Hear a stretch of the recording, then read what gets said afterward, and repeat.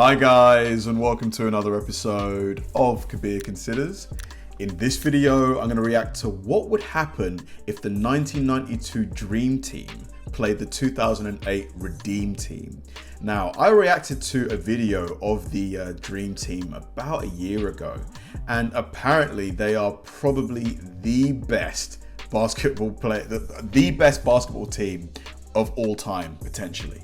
Like, it was the best players. You had Michael Jordan, Larry Bird, Magic Johnson, various others. I'm looking at you've got Scottie Pippen there, you've got Charles Barkley there, you've got a lot of faces that I recognize, but, I didn't watch that generation.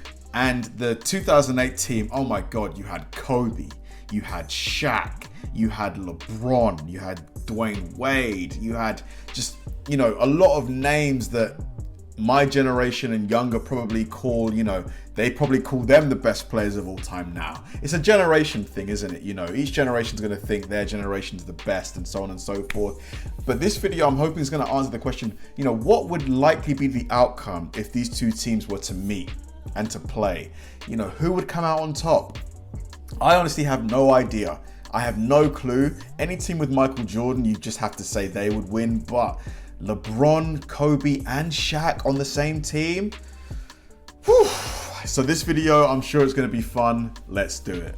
The 1992 Dream Team is an iconic part of the history of basketball. The Dream Team marked the first time the United States sent professional athletes to the Olympic Games, but it was more than that. From a cultural standpoint, the Dream Team was basically a team of rock stars, a collection of some of the greatest players in NBA history. Yeah. Behind Jordan, Magic, Bird, and others, the 92 United States team absolutely dominated the rest of the field, winning the gold medal by a staggering 47 points. And at the time of that victory, the consensus was simple. This was the best collection of basketball talent that had ever been assembled. Until perhaps the 2008 Redeem Team. Oh, hold on. So Shaq wasn't on that team?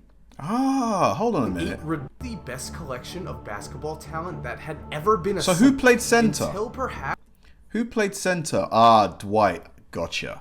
The 2008 Redeem Team. After an embarrassing bronze medal finish in the 2004 Olympics, the United States decided that their entire Olympic program needed to change. A new culture was installed, a culture that made the game's current stars more involved with their national team's agenda. And the overhaul worked, as the result was the 2008 Redeem Team, a new collection of incredible talent under the United States banner. This time, Kobe, LeBron, Wade, and others led the United States to a gold medal victory over a talented Spain team. And at the time of this victory, there was no consensus, only questions. The biggest, who would win in a battle between the 1992 Dream Team and the 2008 Redeem Team? To answer this question, we need to first examine the team's rosters. Man, in terms of mentality, it's hard to, Jordan had that killer instinct, but so did Kobe. Though. To make this simple, we're cutting the rosters to 10 players each and using the starting lineups and minutes played for the gold medal games for each team. So starting at point guard for the Dream Team, we have Magic Johnson, a 5-time champion and 3-time MVP. While Magic is clearly one of the greatest point guards of all time, he did enter these games a little rusty. As remember, he missed the entire 1992 NBA season after his HIV announcement except for the All-Star. At shooting guard, we have the Dream Team's biggest strength, and in his prime, Michael Jordan. Jordan is fresh off a 92 season in which he averaged 30 points per game, won the MVP, and led the Bulls to their second NBA championship, which he averaged 30. helps the Dream Team out a lot because some of their stars, such as Magic and Bird, will not be in their primes for this game, which means that Jordan will be the centerpiece of the Dream Team's offense. At small forward, Jordan's partner in crime on the Bulls finds himself again sharing the court with MJ. In 1992, Scottie Pippen finished as a member of the second team All-NBA as well as the first team All-Defense. So he provides this team with a lockdown defender who can guard every position on the court. At power forward, Karl Malone is given the chance to actually win a big basketball game for once in his career. Sorry for the cheap shot, Karl. The mailman does provide the Dream Team with an awesome scoring presence at the 4 spot. As in 1992, Malone averaged 28 points per game and was first team All-NBA. And at center, Patrick Ewing provides a live live body for the Redeem team to dunk over. Just kidding, Patrick. Kind of. But anyway, Ewing does to dunk over. provide his team with another great scoring threat down low, as well as a defensive weapon, as he averaged around 3 blocks a game in 1992. The bench for the Dream Team will consist of Clyde Drexler, Chris Mullin, Larry Bird, Charles Barkley, and David Robinson, as Leitner and Stockton are left off the roster because they played the least amount of minutes in the Olympics. With that said, this bench does provide the Dream Team with some extra offensive firepower. Clyde Drexler, fresh off a season in which he averaged 25 points per game, is ready to come in and be a spark if the starters start. Chris Mullin is the best shooter on the roster, a fact he proved by knocking down a team-high 14 of his 26 three-point attempts during the Olympics. Charles Barkley fulfills the team's need for a sixth man, as Chuck is both one of the best rebounders on the team and one of its best scorers, averaging a team-high 18 points per game in the Olympics while shooting 8 for 9 from 3. At backup center, the Admiral gives the team another huge defensive presence, as in 1992 he recorded a league-high 4.5 blocks per game, and rounding out the bench is Larry Bird. While Bird is a basketball legend, 1992 was his last season as a pro, due to a career-ending back injury. Still, Bird will provide this team with some high IQ plays when he's able to get on the court, and his trash-talking skills in this game will be unmatched. That's the thing, you know, I think the key here would be what team breaks first mentally. What team can, you know, wear down the opponent, you know, to the point where it starts to affect their playing ability. And facing off against the 1992 Dream Team is, of course, the 2008 Redeem Team. Starting at point guard, Jason Kidd is the man to start the games. But remember, Kidd was 34 in 2008, so his minutes were limited. In fact, he only played 11 minutes in the gold medal game. So look for Chris Paul to play long nice stretches. pass. The shooting guard for this team is Kobe Has Bryant, to be Kobe. who matches up against the man who he has always wanted to play. And what a matchup it will be, because like I said before, Jordan is in his prime and so is Kobe. In 2008, Kobe won his only MVP while averaging 28 points per game and leading his Lakers to the NBA Finals, which means that in this battle between the Dream Team and Redeem Team, the number one storyline will be the matchup between Kobe Bryant and Michael Jordan. For sure. At small forward, LeBron James provides his team with an all-around superstar. In the 2008 season, King James averaged 30 points per game to go along with 8 rebounds and 7 assists. Monster numbers from one of the game's all-time great players. And with Carmelo Anthony at power forward, the Redeem Team gives itself another awesome scorer nice and pass. threat in its starting lineup. Melo? Oh man, guys, I'm edging towards the Redeem Team, you know. I just think they've got so many scoring options in the lineup, you know, consistent scoring options. I just don't know, because even Dwight can score. Like, you know, put him in the paint. Who's going to guard him? Like, I don't know, Karl Malone maybe? Has proven to be at his best during the Olympics. A perfect team player who causes matchup nightmares for opposing teams who start 2 big men, which is exactly what the Dream Team does, so that makes Melo one of the most important players on the Redeem Team's roster. And at center, Dwight Howard gives the Redeem Team a defensive force as the only true center on the roster. Recently, a lot has been said about Howard and his place among the all-time great big men, so it will definitely be interesting to see how he fares against Ewing and Robinson. The Redeem Team bench is made up of Chris Paul, Darren Williams, strong bench, Tayshaun Prince, and Chris Bosh, which means no Michael Redd and no Carlos Boozer. Like I said before, CP3 will play the majority of the minutes at the point guard spot, and he'll use his fresh legs to make a huge difference when he's subbed in. Darren Williams is also traditionally a point guard, but he finds himself playing mostly shooting guard in this tournament. I guess one key difference is you've got Magic Johnson at point for the Dream Team. He's like 6'8", you know, so that's another big body versus Chris Paul, who's, you know, 6 foot tall, maybe, right? He's not really going to be much use in the paint at all, whereas... But he's probably Magic's probably a better shooter too than Chris Paul.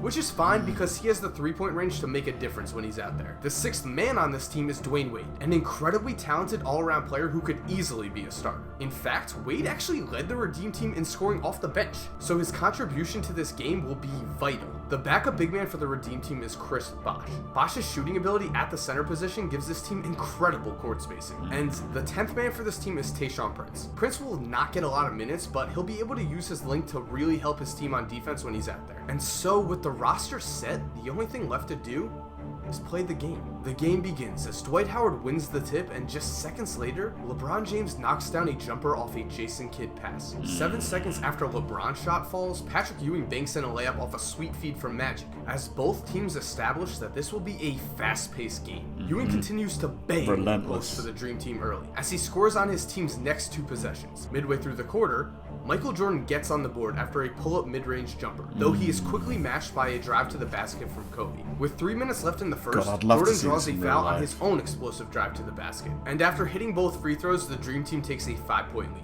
Then enter Deron Williams. Williams comes into the game for the first time and quickly scores off a LeBron James pass. He then knocks down a jumper near the 3-point line, and on his team's final possession of the quarter, he takes a step back and knocks down a 3. The Redeem Team leads by 2 after the first, but it's still anyone's game. In the second, both teams' benches prove that they are ready for this huge moment. Chris Bosh knocks down a long jumper, then scores off a pass from Wade. Barkley hits a long jumper of his own, and then Chris Mullin hits a shot with his foot on the line. And while both teams' benches do perform well, the hero of this quarter proves to be Scottie. Interesting. Pippen ends up with 3 steals in just the second quarter to go along with 8 points, as he takes advantage of a LeBron James rest to score on several drives. The quarter ends on a Kobe Bryant layup followed by a Jason Kidd 3-pointer, though it's not enough, as heading into the locker room, the Dream Team holds a 1-point lead. The second half starts with a... So it's neck and neck. Who do you guys think comes out on top in this simulation? I reckon the Redeem Team. I reckon the Redeem Team, but then Jordan. Scoring explosion from Jordan. He throws down an incredible dunk, converts on a turnaround jumper, and then makes an athletic layup to give his team a 7-point lead. This lead is short-lived, however, as Kobe hits a turnaround jumper of his own, and then LeBron knocks down a 3 from deep. With a chance to even the score, Melo scores off a long jumper from an isolation play, again proving that these teams are incredibly well matched. On the next possession, Magic fakes a pass and takes a rare shot from him in this game, scoring on an impressive runner. On the other end, proving he's not overmatched, Dwight picks up several offensive rebounds and turns them into baskets, giving his team a 3-point lead with 2 minutes left in the third. Meanwhile, Bosh again proves his worth for the Redeem Team, hitting another long jumper, though he's quickly matched by him. And after a Clyde Drexler free throw with 3 seconds left, the Dream Team takes a 3-point lead into the final period and looks to take control of the game. And so, the fourth quarter begins with a renewed intensity from both teams. Dwight quickly throws down a monster dunk off an assist from Kidd, followed by Ewing connecting on a hook shot near the basket. With 9 minutes left, Charles Barkley gets the ball in the post and muscles his way inside. His finish gives the Dream Team a 10-point lead, but the Redeem Team has plenty of fight left in them. Dwayne Wade continues to be a scoring phenom off the bench, converting on 2 drives to the basket. He then shows that his playmaking skills are also elite, as he finds Chris Paul on a nice cut and then assists on an open Kobe 3 to cut the lead to 5. The next possession, Kobe calls for an ISO and again drills a long 3, making this a 2-point game. After this, the Dream Team fails to score, as Chris Paul ends up with a steal on Magic Johnson. Oh, the Redeem Team are taking the Dwight Howard dunk, evening the initiative. 2 teams with only 4 minutes to go, which means that it was officially Michael Jordan time. Jordan began his run in the clutch by rebounding a Carmelo Anthony miss and going coast to coast, eventually finishing with a monster dunk. After a LeBron James short jumper, Jordan again takes the ball and makes a play, finding Scottie Pippen open for a jump shot that gives the Dream Team a 2-point lead. With a minute 30 to go, Chris Paul misses a runner in the lane, again putting the ball in Jordan's hands. His pull-up jumper brings the lead to 4, but again the Redeem Team will not give Jordan's going to win LeBron this for the team, for the Dream Team. Passes out to Kobe as the defense collapses. Kobe's clutch 3 drops through the net, and with 45 seconds, the Dream Team's lead is cut to 1. But again, Jordan comes through, isolating Kobe and then converting on an end 1. His free throw makes the lead 4 again, and the Dream Team needs a basket and fast. LeBron tries to find Kobe, but the defense is smothering. So instead, LeBron's forced to take the ball to the basket again, though this time the Dream Team's defensive pressure is just too much. LeBron forces a tough shot and misses, which means all the Dream Team needs to do is make their free throws to put away the game, which they do. Which means in the end, the Dream Team wins by 4 points. Looking at the box score, Michael Jordan had an incredible performance, proving that even in a game full of stars, he still shines. Stands above. Thank you guys for watching. Hope you enjoyed it. That was fun. It's so cool to see matchups like that. That was fun. I know you're probably wondering how. That was a lot of fun. You know, I was wrong. I thought the Redeem Team, just based on, you know, everybody on that team being, you know, a legitimate, consistent scorer. But then Michael Jordan, it's just, he is, by general consensus, is the greatest of all time. You know, that mentality from watching The Last Dance and just actually seeing the games and, you know, the performances stack on top of each other. He just wouldn't, I don't think he would allow the team to lose. He would just find a way to win. But it's just, I don't know though, because, you know, really, you know, Kobe Bryant also had that Mamba mentality. Like, and if he's also in his prime, I do think him and Jordan would be fairly similar, you know, if they were going toe to toe, you know, because Kobe was in his prime. He was almost as athletic as Jordan, honestly, almost. Difficult. Do you guys agree with this simulation? Do you guys think the Dream Team would take it? Do you disagree? Let me know. I'd love to know. Thanks for watching, guys, and I'll see you in the next one.